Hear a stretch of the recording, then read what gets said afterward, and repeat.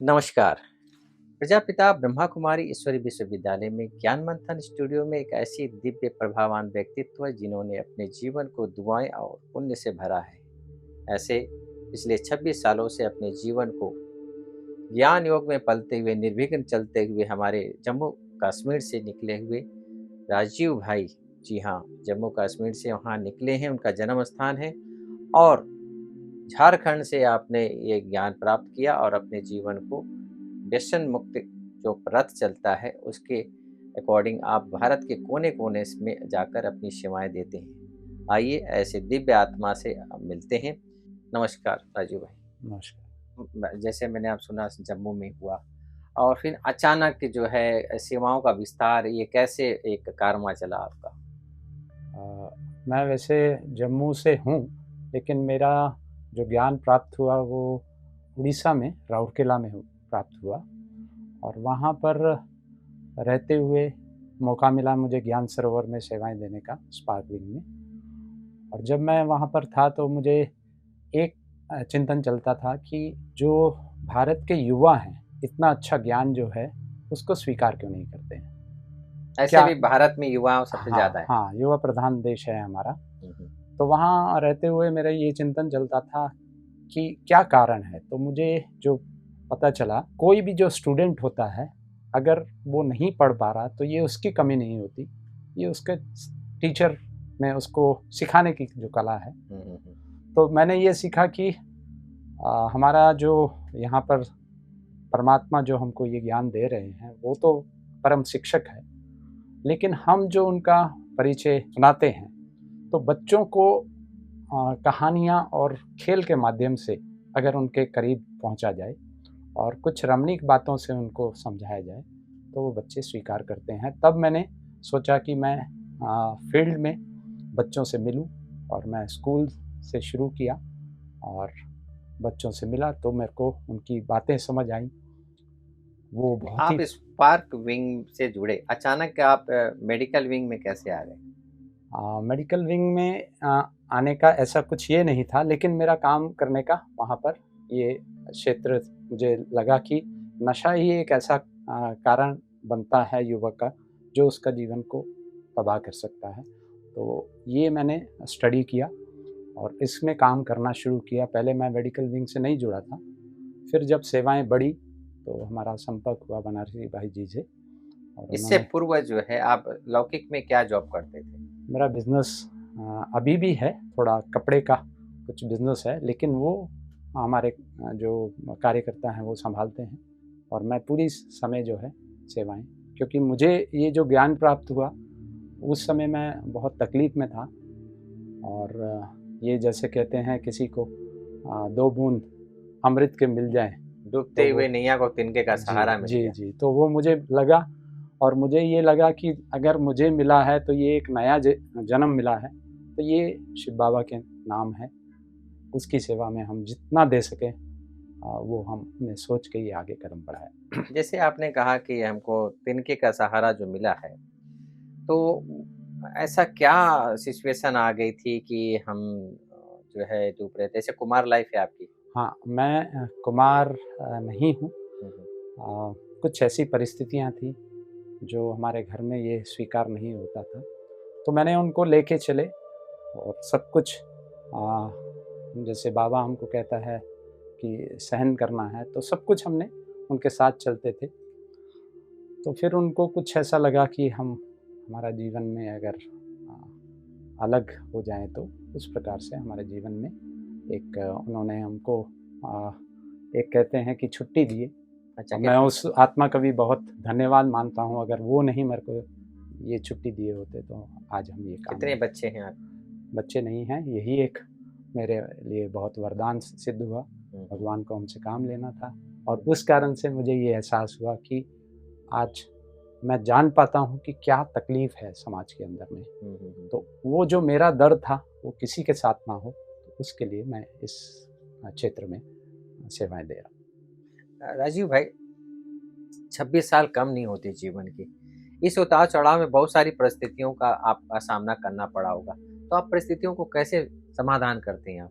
देखिए, ये चीज़ जितना हम मैंने यहाँ आके एक ही चीज़ सीखा जो मुझे बहुत अच्छा लगता है, भगवान का हम सब बच्चे हैं और जो पिता होता है उसका ही स्वरूप बच्चा होता है, उसके अंदर वो विशेषताएं होती हैं जो पिता के अंदर होती हैं। तो मुझे ये एहसास हुआ कि हर बच्चा, हर आत्मा जो हमको यहाँ सिखाया जाता है कि वो अच्छा है, उसका जो मूल रूप है वो प्योर है। तो जब मैंने देखा कि मेरे जीवन में कुछ ऐसी परिस्थितियाँ थी, तो जब मैंने अपने ऊपर काम किया कि हम एक देवकुल की आत्मा हैं, अच्छी आत्मा हैं और ये राजयोग का अभ्यास किया तो हमारी शक्तियाँ विकसित हुई। और जब भी मेरे जीवन में आज भी ऐसा नहीं है, प्रॉब्लम्स आती हैं, लेकिन जब हम अपनी स्वस्थिति, अपने आप को देखते हैं कि हम कौन हैं और मेरे अंदर ये शक्ति है इसको पार करने की, तो वो बात बहुत छोटी हो जाती है। तो बातें आज भी आती हैं, लेकिन एक स्टूडेंट लाइफ है ये हमारी और इसमें हम सीख रहे हैं और वही चीज़ मैं बच्चों को सिखाता हूँ कि जीवन में समस्याएं आएंगी, लेकिन उसको पार करने की शक्ति हमारे अंदर है, उसको बस विकास करना। मतलब विवेक और धैर्यता पूर्वक हम पार कर सकते जी हैं। जी जी जी। राजीव भाई, ये आध्यात्मिक मार्ग है, इस आध्यात्मिक मार्ग में आपके प्रेरणा स्रोत कौन है? जब मैं आया था तो इतना ऐसा स्थिति थी कि जैसे अपना जीवन खत्म कर लें, क्योंकि ऐसा लगता था उस समय।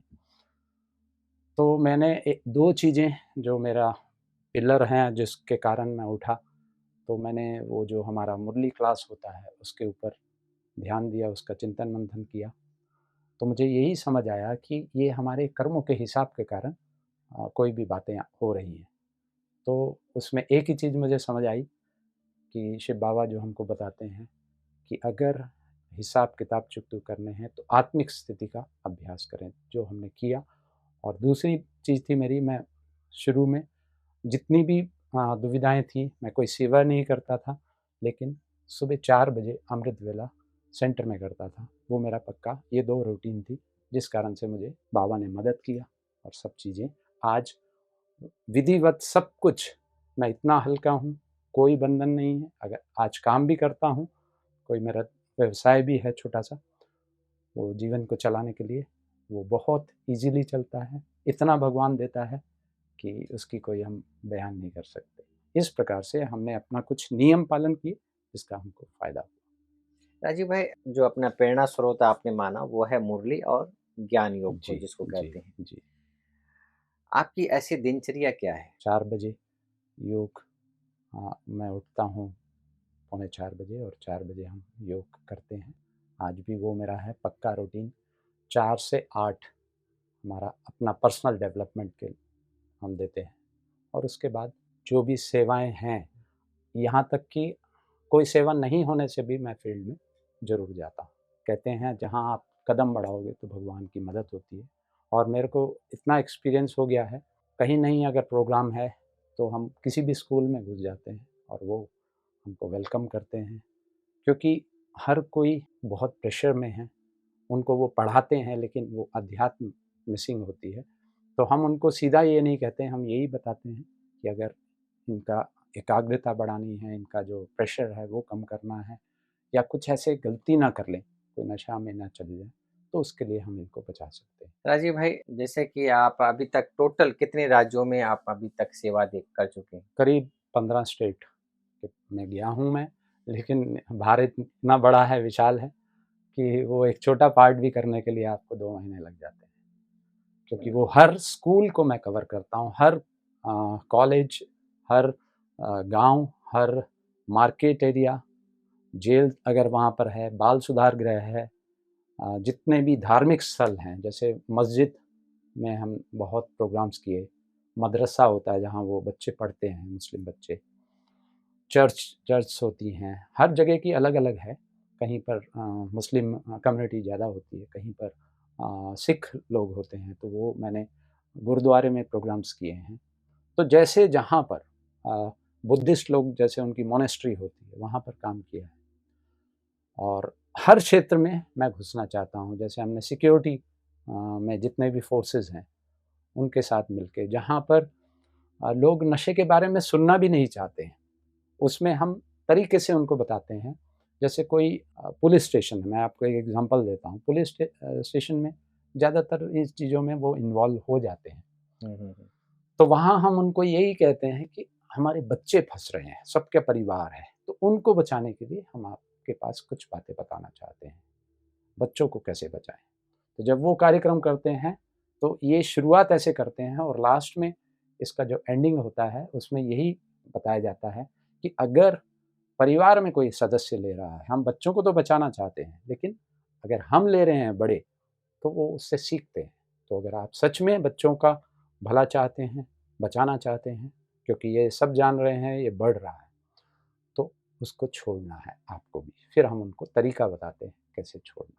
राजीव भाई, ये जो रथ बनता है, अभी तक कितने आपने रथ बना चुके हैं गाड़ी, जो 32 गाड़ियाँ चल रही हैं अभी पूरे भारत में? पूरे भारत में। वो क्या होता है, इसमें सीएसआर का भी सपोर्ट मिलता है। कॉर्पोरेट सोशल रिस्पॉन्सिबिलिटी जो है, वो कोई भी बड़ा जो कॉर्पोरेट होता है उसको आज गवर्नमेंट का रूल है कि 1 और 1.5% कितना उनको खर्चा करना है सोसाइटी के लिए, वो क्या कर रहे हैं। अच्छा। तो उसमें हमारे जो बहनें हैं वो संपर्क करती हैं ऐसी बड़ी ऑर्गेनाइजेशंस को। जैसे स्टील प्लांट हो गया जो गवर्नमेंट का है, जैसे एनटीपीसी हो गया, ऐसे बहुत हैं। तो वो खर्चा करना होता है उनको, और वो खर्चा जब हम उनको बताते हैं कि हम समाज में, वो समाज में ऐसे जा नहीं सकते, तो वो कोई एनजीओ को पकड़ते हैं कि और देखते हैं वो कितना कैपेबल है। तो जब हमारे वो सेवाएं देखते हैं जो अभी वर्तमान में अलग अलग विंग्स की चल रही हैं, तो उसमें वो फिर जैसे बहन का मतलब वो हमको लेके जाते हैं या बड़े हैं हमारे उनको प्रेजेंट करते हैं, और वो फिर सीएसआर इजीली मिल जाता है, जिसके द्वारा गाड़ी खरीदी जाती है। और उस हिसाब से सेवाओं को हम विस्तार रूप दे सकते हैं। जी। तो राजीव भाई, अभी तक जो प्रोग्राम किए, कहाँ कहाँ आपको ऐसा लगा कि यहाँ हमें दिक्कत आई है?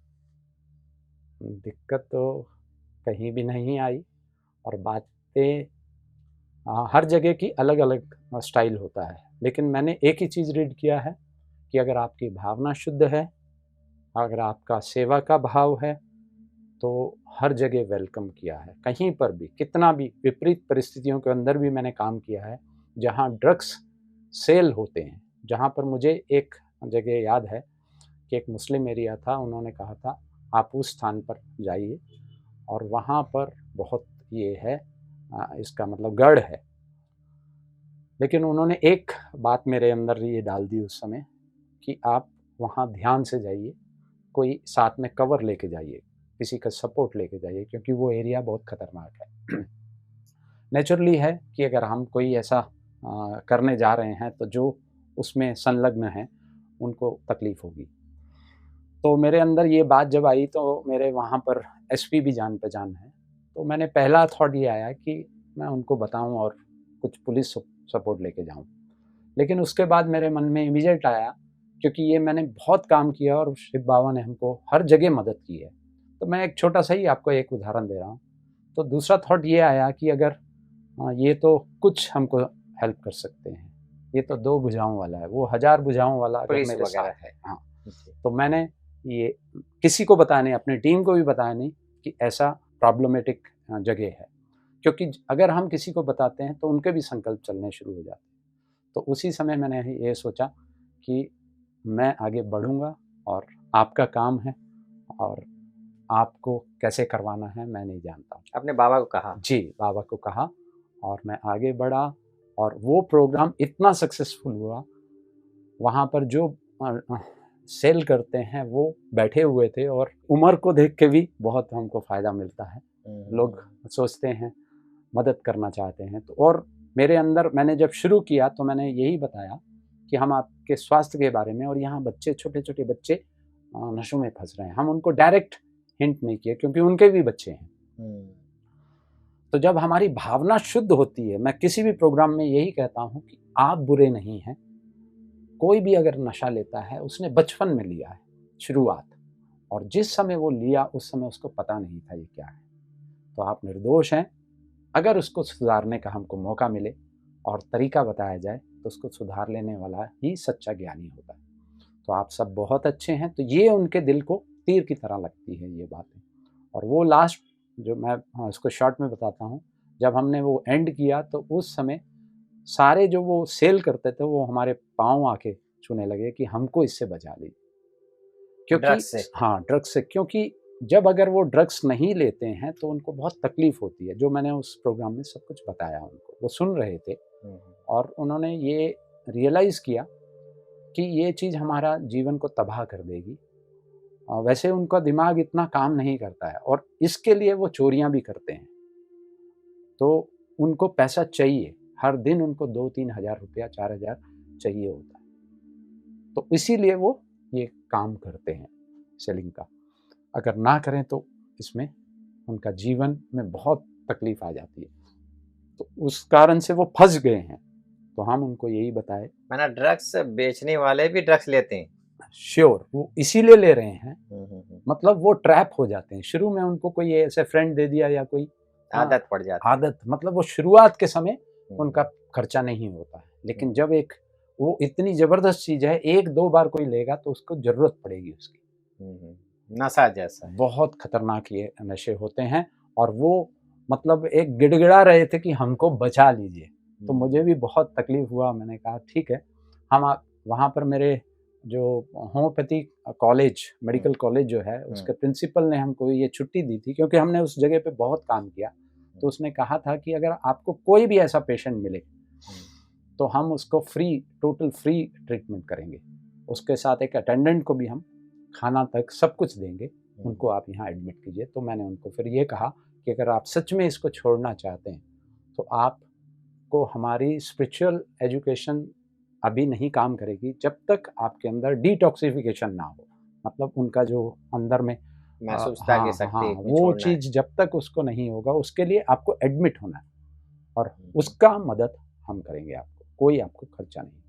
तो इस प्रकार से हम काम करते हैं। राजीव भाई, ये जो आप सारा कारोबार करते हैं आदरणीय बनारसी भाई के जी, सानिध्य में, उनके आशीर्वाद से, जी। इस दौरान आपको स्वास्थ्य में या किसी प्रकार का ऐसा कोई तकलीफ होता है तो आप कैसे अपने आप को स्वास्थ्य रिकवरी के करते हैं? बारे में मेरा थोड़ा फिक्स रूटीन है।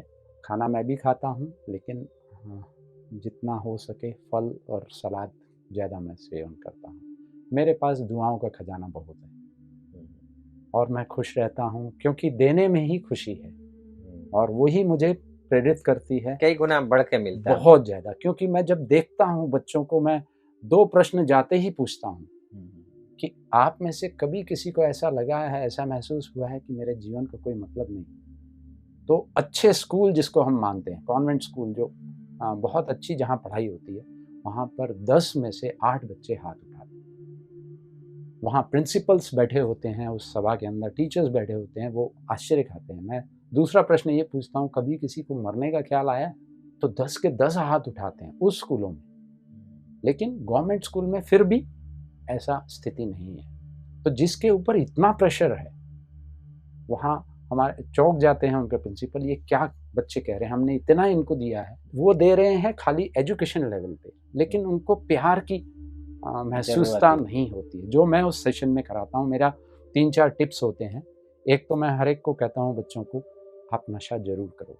नशा क्या होता है? एक आदत है जिसके बिना इंसान रह नहीं पाता।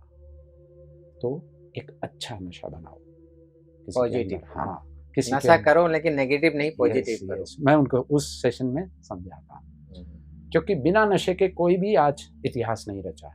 जो भी हमारे अगर देखें, मैं उनको उस सेशन में बताता हूँ कि अगर कोई भी अब्दुल कलाम हुए या चंद्रशेखर आज़ाद हुए, है ना, उनको पढ़ाई का नशा था, उनको अपने देश का प्यार था, तो उन्होंने अपनी जान तक कुर्बान कर दी। तो ये आज हम उनका इतना गायन करते हैं, वो कैसे बने ऐसे? वो भी आप ही जैसे थे, है ना? तो उनके अंदर वो जो एक, है ना, लक्ष्य था कि हाँ, ये मुझे करना जीवन में। तो वही चीज़ें, और उनके जीवन में समस्याएं ही समस्याएं थी। अब्दुल कलाम के घर में उनके पिताजी मछुआरे थे, कोई पैसा नहीं था, ना, टाट पट्टी पे पढ़ते थे। तो वो लगन जो थी, वो ही एक नशा है। तो आप अगर नशों से बचना चाहते हैं तो ये एक अच्छा नशा बनाओ जीवन में, तो आगे बढ़ सकते आगे हो। बढ़ सकते हैं। दूसरा है, उनको मैं प्यार करना सिखाता हूँ, वो करवाता हूँ। वो योगासन नहीं, वो योगासन नहीं है, वो शाबाश की जो हमारी थक की आशीर्वाद का। हाँ, वो पूरा हमारे एक को दूसरे शिव को बाबा शाबाशी। ने मुझे यही सिखाया है कि अगर स्वमान का अभ्यास करें, हम्म। दुनिया में एक ही चीज की कमी है, एक ज्ञान की कमी है, अगर वो पूरी दुनिया में हर एक को सिखाया जाए, जो मेरा परम लक्ष्य है कि प्यार हमको नहीं मिलता, जहाँ प्यार की कमी है वहीं विकार उत्पन्न होते उत्पन्न हैं। होती। और प्यार का विकृत रूप आज हमारे समाज में फैला हुआ है, जिसको वो प्यार मानते हैं वो वासना। शरीर, हाँ, एक वासना है। तो जब ये अगर सिखा दिया जाए, जिसको भगवान ने हमको सिखाया स्वमान, कि तुम कितने अच्छे हो, कितने प्यारे हो, है ना, तुम्हारे बिना ना ये दुनिया बदल नहीं सकती। जब मेरे अंदर ये, मैं इसको बार बार प्रैक्टिस करता हूँ, पहला शब्द ही मीठे बच्चे से स्टार्ट करता है। बस वही मेरे को अट्रैक्शन जो है, हम्म। वही चीज जैसे हमको भगवान सिखाता है, मैं वही बच्चों के साथ करता हूँ। तो दूसरी बात सिखाता हूँ प्यार करना, और वो प्यार करते ही, वो एक्सरसाइज करते ही वो, हाँ, उनकी जो पावर होती है वो रिसीविंग फील पावर, होती है, हाँ, रिसीविंग पावर तेज हो उनके जाती है। जीवन की, हाँ, जीने की इच्छा जागृत होती है। हम्म। और उनको कहता हूँ ये हमेशा करो, हम्म। 50 बार करो, 100 बार, जब भी आपको कोई तकलीफ हो रही अपने है आप से प्यार अपने करो। आप से। तो वो है हमारी एक्सरसाइज। हम्म। और तीसरा है कृतज्ञता का भाव। मैं उनको एक ही स्टेटमेंट देता हूँ, आपकी सारी प्रॉब्लम्स का एक ही कारण है, और वो है जो आपको मिला है उसका आपको अहमियत नहीं है, और जो नहीं मिला है उसी के बारे में सारा दिन सोच रहे हैं, और यही आपके सारी प्रॉब्लम्स का मूल जड़ है। जड़ है। फिर उनको मैं एहसास कराता हूँ बच्चों को कि अगर आपकी माँ ना हो तब पता चलेगा माँ का क्या सही वैल्यू बात है।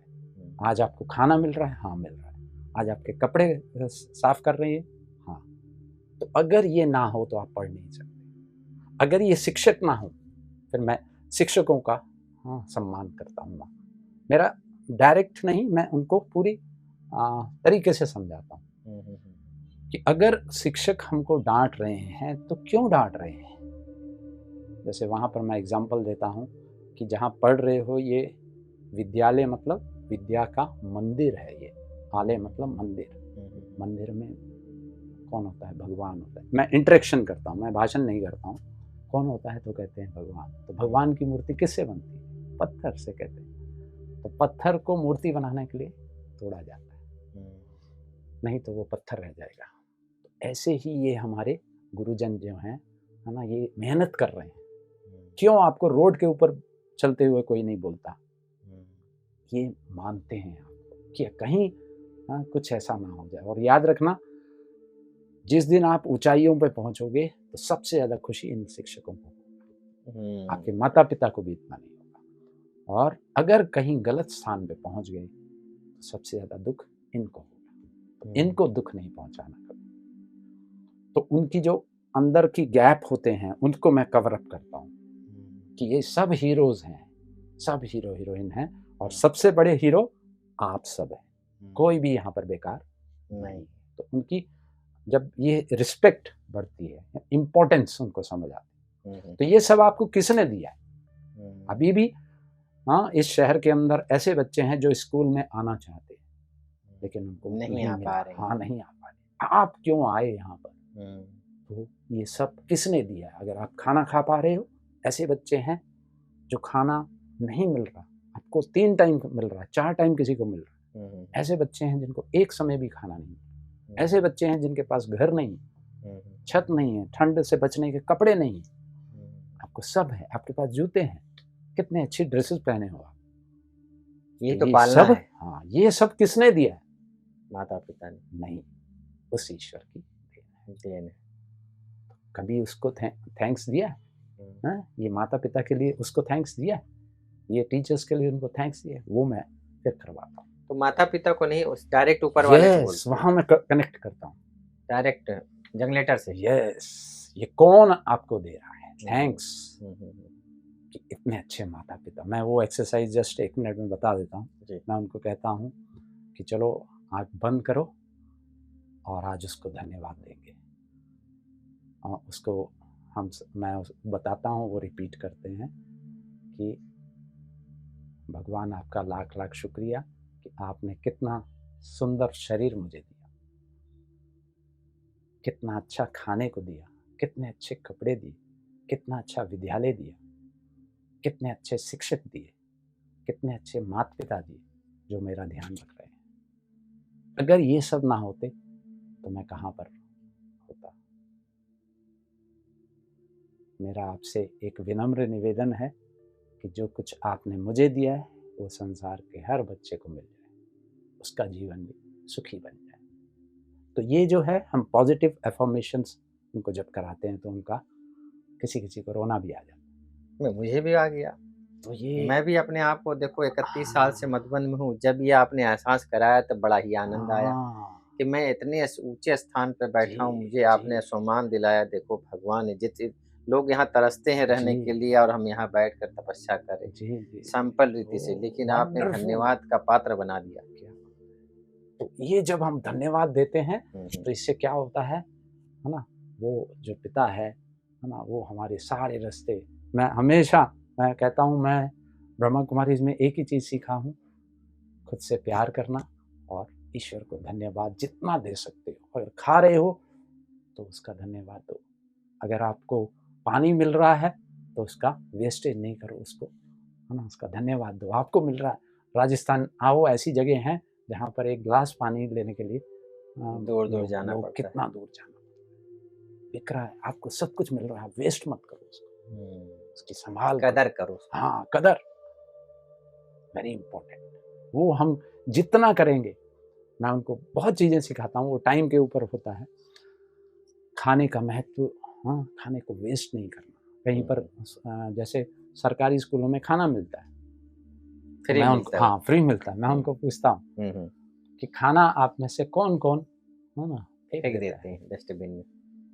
अगर याद रखना, एक प्रकृति का नियम है, हम्म, जो करोगे वही वापस मिलेगा। हम्म, अगर आप पढ़ रहे हो, मेहनत कर रहे हो, नहीं हो रहा, कोई बात नहीं, इसका जरूर आपको फल एक दिन मिलेगा। विश्वास रखो, थोड़ा पेशेंस रखो। सही बात। और अगर उसमें आप कुछ गड़बड़ कर रहे हो, मान लो मैं अब बहुत अच्छी बात कर रहा हूँ, मैं हर चीज़ अपने ऊपर लेता हूँ, मैं आज अभी बहुत अच्छी बात कर रहा हूँ लेकिन रात को बैठ के शराब पीता हूँ, उसका भी कोई जानता नहीं है मुझे, लेकिन उसका भी फल मुझे मुझे भुगतना मिलेगा। पड़ेगा। तो हमारा चरित्र वही है जो हम अकेले में करते हैं, एक तो वो है, और जो कुछ भी आप कर रहे हो उसका फल अवश्य मिलेगा। तो आप अच्छा काम करो, ना मिले कोई बात नहीं, लेकिन करते रहो। करते रहो, करते रहो, करते रहो। प्रतिदिन करते हम रहो। इधर आ रहे हैं, हाँ, मैं आया हूँ, हो सकता है कोई बच्चे को हमारी बात, हाँ, समझ जाए, तो उसका भाग्य खुल जाएगा, है ना, वो अच्छे काम करने लगेगा, तो वो हमारा एक अच्छे, हाँ, कर्म के कारण, हाँ, तो हमारा को मिलेगा, दुआएं मिल जी जाएगी। जी, इस प्रकार से। बहुत सुंदर। आपकी बातों से सुनने में ऐसा लग रहा था जैसे कि आप एक प्रकार से लाइट देने का काम कर रहे हैं, रोशनी ये तो जलाने का काम कर रहे ये हैं। तो ईश्वर का देन और है। ये एक प्रकार से गॉडली गिफ्ट आपको मिला हुआ है कि दिव्य बुद्धि दाता स्वयं आपको दिव्य बुद्धि का वरदान देकर भेजता है। गागर में सागर देकर ये सागर से भेजता है कि जाके बरसो, और आप बरस कर सक्सेसफुली वापस आते हैं मधुबन। तो जब आप मधुबन में आते हैं तो क्या फ़ील करते हैं आप यहाँ? कितने दिन भी रहते हैं आप? अधिकांश तो बाहर ही ज़्यादा, रहते हैं, हाँ, लेकिन ज़्यादा यहाँ जब नहीं, रहते हैं हाँ, तो क्या ज़्यादा फ़ील नहीं करते हैं? रह पाता मैं।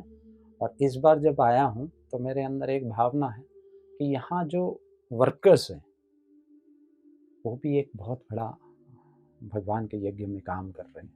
तो वो अगर कोई ऐसी चीज़ें, जो मुझे मालूम है, राजस्थान में मैंने काम किया बहुत, कि यहाँ के लोग, महिलाएं भी ये गुटखा तंबाकू का सेवन करती खाती हैं। हैं। जी, जी। तो वो उनको छुड़ाने के लिए मैंने बात किया बड़ों से, और एक अभी मुझे प्रोग्राम मिला है, वो मनमोहनी वन में हमारे माताएं जो जी, जी। सफाई करते हैं, हुँ, हुँ, हुँ। वो एक ग्रुप मेरे को मिला है। जो यहाँ पर एक ही बात है, मैं एक साथ में नहीं कर रहा हूँ, क्योंकि एक साथ करने से वो इंटरेक्शन नहीं होगा, अलग-अलग और वो फ़ील्ड का एक अलग-अलग। एक भाषण, ये भाषण की चीज़ ही नहीं है, हुँ, हुँ, क्योंकि मेरे को बड़ों ने कहा आप कुछ परिवर्तन करके दिखाओ, हुँ, तो वो मैं कंक्रीट चाहता हूँ। दूसरा मेरे को यहाँ पर इस बार प्रोजेक्ट मिला है, जो तपोवन में हमारे कुछ किसान भाई आते हैं, भाई बहन आते हैं, तो उनके ट्रेनिंग होती है, उसमें मेरे को 2 सेशन मिले हैं। कल भी मेरे को तीसरा सेशन वहाँ पर बुलाया गया है। मेरा काम है कि हम कुछ दे सकें, किसी का भला हो जाए। बाकी तो करने वाला तो ऊपर वाला ईश्वर है, उसके जी जी मेरा अर्पण रहता है हर चीज। वो कैसे करेगा वो मैं नहीं जानता। मैं समझते कल हैं के बारे में या अगले क्षण के बारे में नहीं सोचता। कोई तैयारी नहीं होती कुछ आपकी, नहीं, कुछ नहीं, बस आप जाते हैं बस और बस बरसने लगते हैं। बस और मैं यहाँ तक भी बहनों को कहता हूँ कि अगर आप प्रोग्राम्स नहीं, अगर मेरे को मतलब यहाँ बैठाओगे तो मैं चले जाऊँगा, क्योंकि मेरा खाने से भी ज़्यादा मेरा महत्वपूर्ण वो है कि मेरा टाइम यूटिलाइज हो। मैंने पाँव में और चक्र है आपके। बस मैं बचपन से मेरे किसी ने कहा था कि ये चक्र हैं इसके पाँव में, और मुझे खुशी होती है। मैं कहीं घूमने नहीं जाता हूँ, इसी बहाने मुझे भगवान घुमा रहा है। ये मेरा पहले से ही था, मैं देखूं और मैं चाहता हूँ लोगों से मिलूं, मिलने से मैं सीखता हूँ। मैं आपको एक छोटी सी बात बता रहा हूँ। एक जगह हम प्रोग्राम कर रहे थे, तो मैंने बच्चों को सिखाया, करते करते क्या होता ना, कुछ ऐसी बातें निकलती हैं। तो वहाँ पर ऐसे ही मेरा उस प्रोग्राम में निकला कि ये चीज़ें, नशे की चीज़ें अच्छी हैं या खराब है। तो बच्चों ने कहा ये खराब है। बढ़ रहा है या कम हो रहा है? बढ़ रहा है।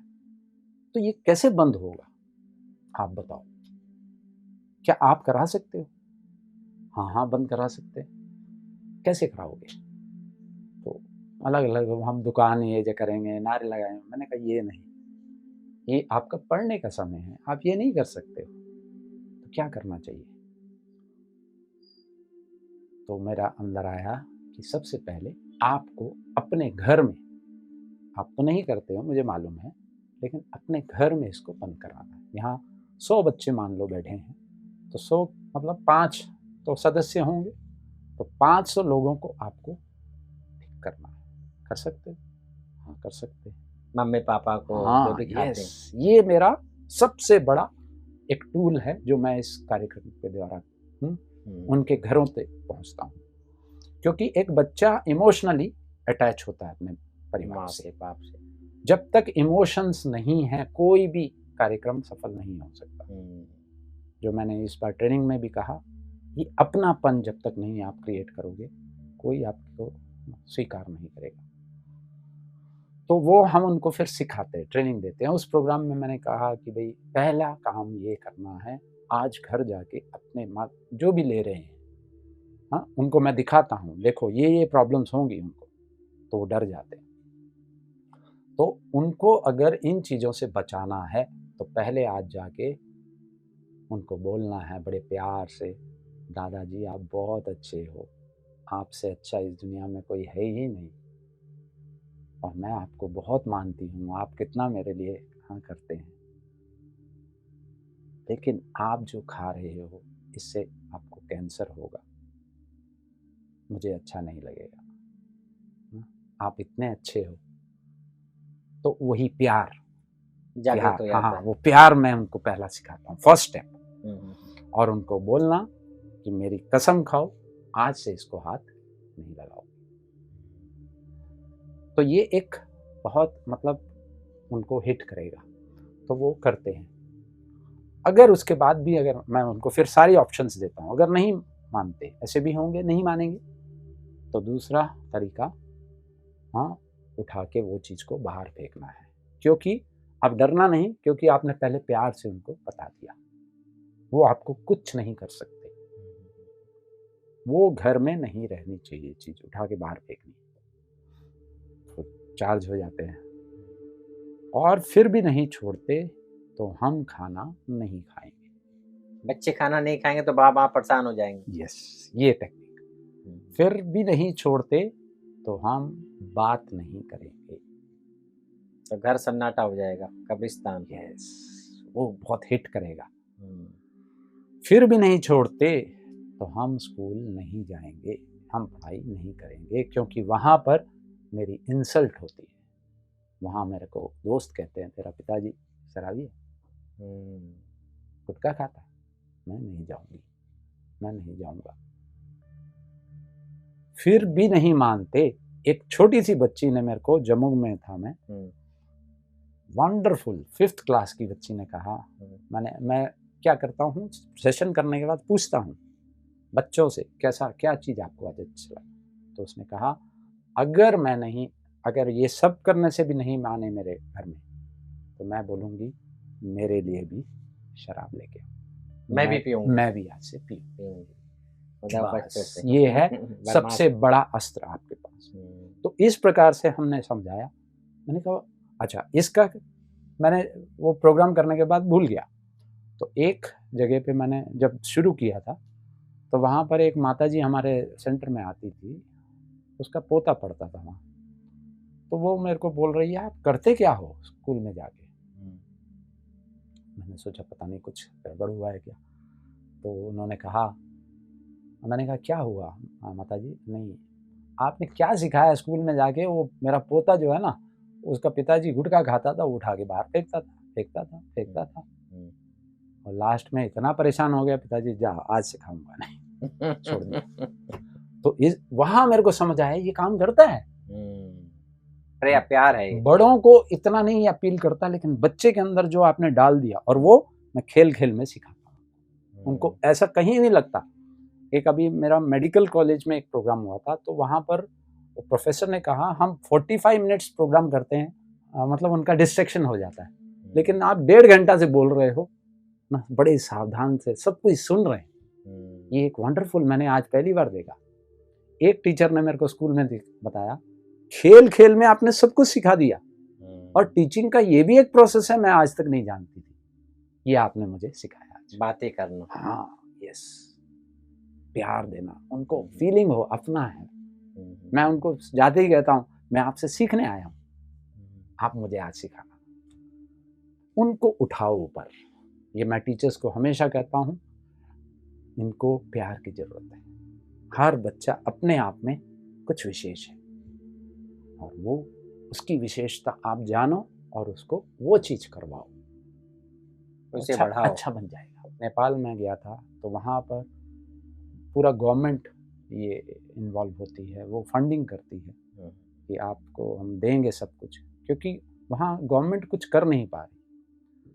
लेकिन ये रिजल्ट तभी मिलते हैं जब वो हमारे जो सेंटर की जो इंचार्ज बहनें हैं, जो वो कितना इनिशिएटिव लेते हैं। अच्छा, उनके भी हम वार्तालाप से लोग डेफिनेटली हम तो कार्यक्रम करेंगे, हम तो स्कूल लेवल पे या समाज में कर रहे हैं। अब उसको इकट्ठा करके उनको रिपोर्ट्स आगे सबमिट करनी है, उस रिपोर्ट से हम ये कार्य को आगे बढ़ा सकते हैं। डेफिनेटली। बहुत सुंदर। राजीव भाई, अभी आगे का जो आपका कारवां है, मैं समझता हूँ कि बहुत ही बड़ा चौड़ा है, तो आप अपने लिए कितना पुरुषार्थ क्या क्या करते हैं कि हाँ, ये चीज़ का ध्यान रखेंगे तो आप हर समय जागृत रहेंगे और कभी थकेंगे नहीं, क्योंकि मैंने आज दिन तक थके हुए आपको नहीं देखा हूँ। तो उसका कारण क्या है? थोड़ा-सा टिप्स आप बताएँ। कि जब हम देते हैं, वो रिटर्न आता है। मैं सुबह का टाइम ही जो है अपने लिए देता हूँ, और उसका चिंतन मंथन हमारा चलता रहता है। मैं कोई बैठ के मतलब मेरा अगर कोई दिनचर्या देखेगा तो वो सोचेगा कि ये योग नहीं कर रहे हैं, लेकिन मैं अगर गाड़ी में बैठा हूँ तो, और मैं हर एक को यही सिखाता हूँ, सेंटर्स में भी ये भाई बहनों को सिखाता हूँ कि आप कर्म में क्या कर रहे हैं, क्योंकि बुद्धि वहाँ पर आपकी नहीं लगती है, वहाँ खाली है, आपकी मन में विचार आ रहे हैं। तो या तो आप कुछ बातों को सोच रहे हैं, और या कुछ पॉजिटिव उसमें डालना है, जो खजाना हमको मुरली से मिलता है।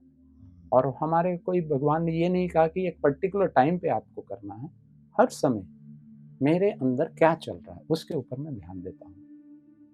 अगर मैं गाड़ी में बैठा हूँ या नहा रहा हूँ या खा रहा हूँ, उस समय मेरा चिंतन अगर श्रेष्ठ है तो वो समय हमारा सफल होता है। वही मेरा पुरुषार्थ है। माना बैठक योग नहीं है आपका, नहीं, चलते फिर तक है। हाँ, क्योंकि बैठने का भी मैं जब मेरे को समय मिलता है जरूर बैठता हूँ। सुबह तो बैठता ही हूँ। रंता योगी जीवन होना चाहिए। 1 घंटा मैं अपने लिए पूरा योग में देता हूँ, और वो भी मेरा हर चीज गुप्त रहता है, क्योंकि मैं अपने रूम में, मैं ये नहीं मानता हूँ कि अगर मैं मतलब मैं बहुत ही हठ योगी टाइप नहीं हूँ। नियम मेरे अपने कड़े हैं बहुत, लेकिन वो हो सकता है किसी को ना दिखाई दे, क्योंकि मेरे को खुद फील होना चाहिए कि मैं इतना एनर्जेटिक सीखा हो। हूँ जी। कि कहीं मेरे अंदर किसी के लिए बुरा तो नहीं चल रहा, अपने लिए बुरा नहीं चल रहा। तो वो उसके ऊपर हम ध्यान देते हैं और यही मैं सिखाता हूँ कि आप चलिए, आप बैठ के भी योग कर रहे हैं तो आपका चल क्या रहा है, उस अंदर क्या चल रहा अंदर क्या चल रहा है, उसके ऊपर ध्यान दीजिए। संकल्प से हमारे फीलिंग्स क्रिएट होती हैं, है? जी, जी। और वो जितनी भी अगर कुछ आई है, बातें तो आती हैं हमारे अंदर भी, खत्म हो जाती है। बहुत सुंदर। तो बहुत अच्छा रहा आपसे बात करते हुए, आपका कैसे समय बीत जाता पता नहीं जी, चला। जी। राजीव भाई, आपकी इस यात्रा, अलौकिक यात्रा को सुनकर बड़ा ही आनंद आ रहा है, और फिर कोई ऐसा नया समय मिले फिर हम आपके साथ ज़रूर, गुफ्तगू करेंगे। ज़रूर। तो दोस्तों, आज आपने सुना कि कैसे राजीव भाई ने विहंग मार्ग की सेवा करते हुए स्वयं को एनर्जेटिक रखते हैं, स्वयं को लाइट हाउस माइट हाउस रखते हैं और दुआएं कमाते हैं, पुण्य कमाते हैं। जितना है खुशी बांटते हैं, उससे कई गुना ज़्यादा लोगों की दुआएं ये उनको प्राप्त होता है। उन दुआओं से हम भरपूर रहते हैं, एनर्जेटिक रहते हैं। इसी दुआओं की शक्ति अगर पूछनी हो तो हमारे राजीव भाई की आज की ये जो एपिसोड बना है इसको आप पूरा देखें और अपने जीवन में दुआओं को खजाना से भरपूर बने और स्वयं को परमात्मा प्यार से जोड़े रखें। अब फिर मिलते हैं एक नए समय पर नए व्यक्तित्व के साथ। तब तक के लिए नमस्कार। नमस्कार।